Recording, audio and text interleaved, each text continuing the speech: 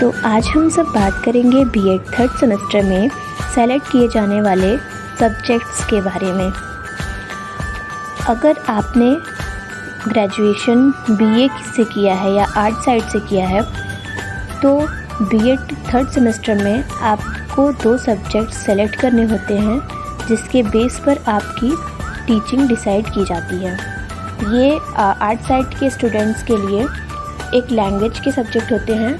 Language के subject में हिंदी, अंग्रेजी, उर्दू और संस्कृत आदि भाषाओं के बारे में हम अपने हिसाब से सिलेक्शन कर सकते हैं। और दूसरा सब्जेक्ट होता है सामाजिक विषय का, जिसमें कि इतिहास, भूगोल और नागरिक शास्त्र और अर्थशास्त्र इत्यादि विषय आते हैं। तो थर्ड सेमेस्टर में जो टीचिंग के पर्पस से जो फ़ाइल हमें तैयार करनी होती है, इन्हीं 2 सब्जेक्ट्स पर तैयार करनी होती है। ध्यान रहे कि ये जो सब्जेक्ट्स हमें सेलेक्ट करने होते हैं ये ग्रेजुएशन के सब्जेक्ट्स के बेस पर सेलेक्ट करने होते हैं। अगर आपने आर्ट साइड से बीए किया हुआ है तो हमें एक भाषा का और एक सामाजिक विषय का चयन करना होता है। लैंग्वेज की फ़ाइल मैंने इंग्लिश सब्जेक्ट लिया था, तो इसलिए ये लैंग्वेज की फ़ाइल है, लैंग्वेज सब्जेक्ट की। तो इसमें हमें टोटल 20 लेसन प्लान बनाने के लिए दिए गए थे। ये पूरे 20 लेसन प्लान यहाँ पे मैंने दे रखे हैं। लैंग्वेज में 3 तरह के फॉर्मेट हमें लेसन प्लान के देखने को मिलते हैं। पहला ग्रामर, दूसरा प्रोज और तीसरा पोएट्री। तो ग्रामर का लेसन प्लान ये है।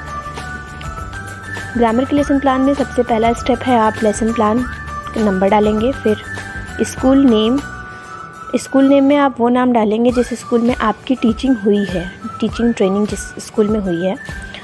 फिर इस फॉर्मेट में हम डेट डालते हैं, डे डालते हैं, क्लास, सब्जेक्ट, सब सब्जेक्ट कि इंग्लिश सब्जेक्ट की कौन सी शाखा आप पढ़ा रहे हैं, फिर आपको कौन सा पीरियड अलॉट हुआ है टीचिंग के लिए, और लास्ट है ड्यूरेशन, जिसमें कि जो पीरियड आप पढ़ा रहे हैं उसकी अवधि कितनी है।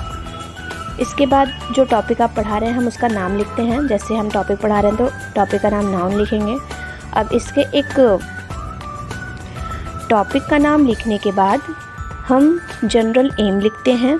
ये जनरल एम ग्रामर, प्रोज और पोएट्री तीनों के लिए सेम होते हैं।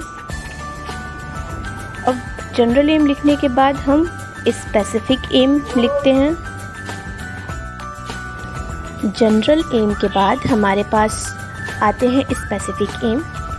स्पेसिफिक एम में 3 तरह के एम होते हैं, कॉग्निटिव और परपेचुअल और प्रैक्टिकल। 3 तरह के स्पेसिफिक एम होते हैं। और कॉग्निटिव पर्पस में हम ये लिखते हैं कि स्टूडेंट्स को जो टॉपिक पढ़ाया जा रहा है उसको स्टूडेंट किस तरह से रिप्रेजेंट कर सकते हैं। और परपेचुअल पर्पस में हम देखते हैं कि पढ़ाए गए टॉपिक को स्टूडेंट किस तरह से एक्सप्लेन कर सकते हैं। और प्रैक्टिकल पर्पस में बता सकते हैं कि जो भी टॉपिक पढ़ाया गया है स्टूडेंट उस टॉपिक का किस तरह से यूज़ कर सकते हैं।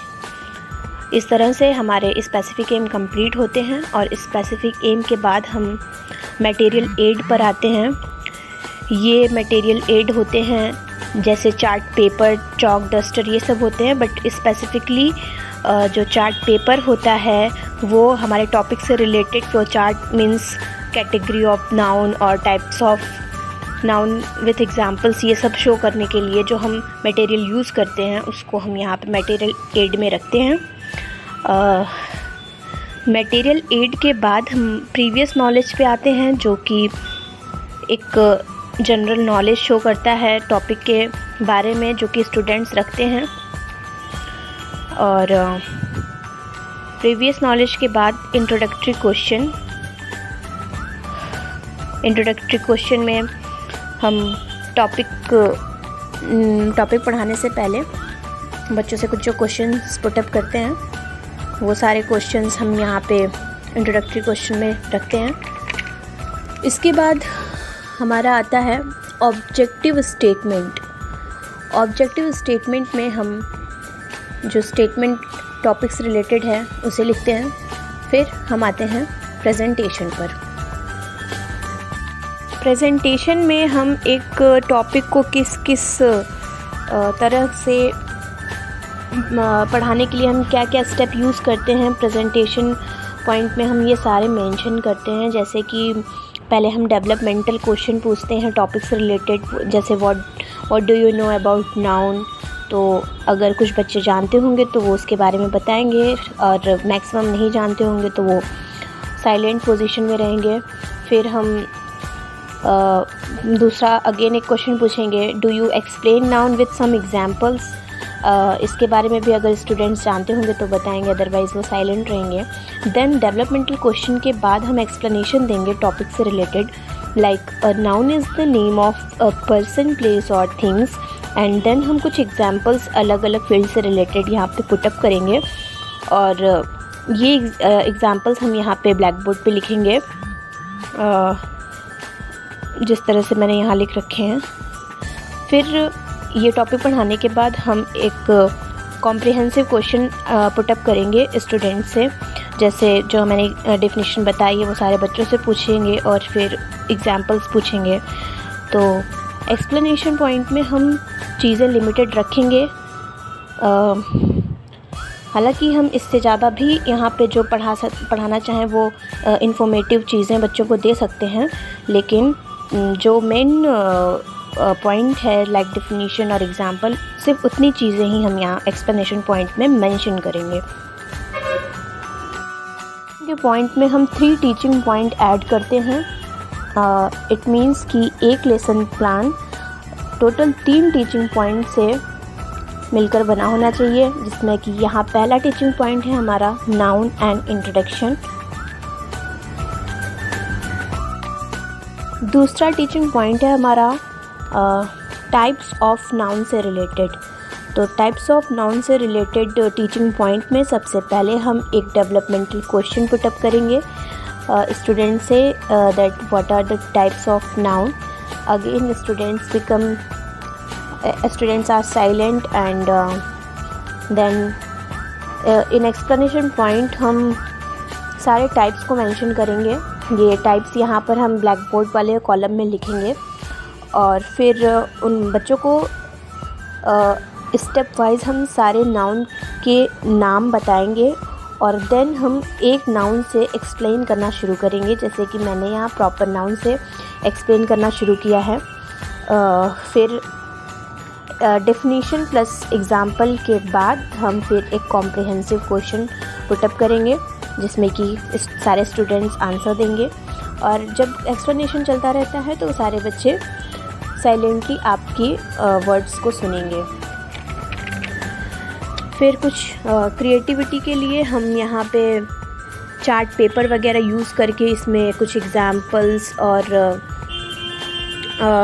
टाइप्स ऑफ नाउन को मेंशन करते हैं। हमारा थर्ड टीचिंग पॉइंट है common noun and collective noun. Third teaching point को भी ठीक उसी तरह से सबसे पहले हम डेवलपमेंटल क्वेश्चन पूछेंगे, what are the common noun and what are the collective noun. Then हम एक्सप्लेनेशन करेंगे both common noun plus collective noun with example. Students will remain silent and then they listen carefully, and in blackboard we write some examples related to both nouns, and then we put up comprehensive questions and the students will answer them. After the 3 teaching point and presentation, there is a point of inspection.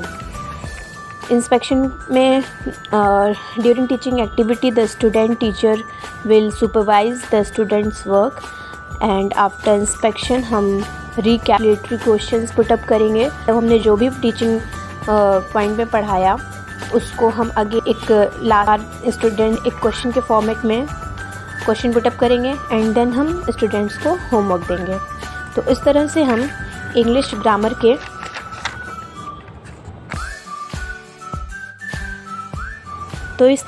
English grammar के teaching point को समझ चुके हैं कि इसमें हम किस तरह से प्रेजेंटेशन और कौन कौन से पॉइंट यूज़ करते हैं। उम्मीद है आप सभी ग्रामर के प्रेजेंटेशन और लेसन प्लान को अच्छे से समझ गए होंगे।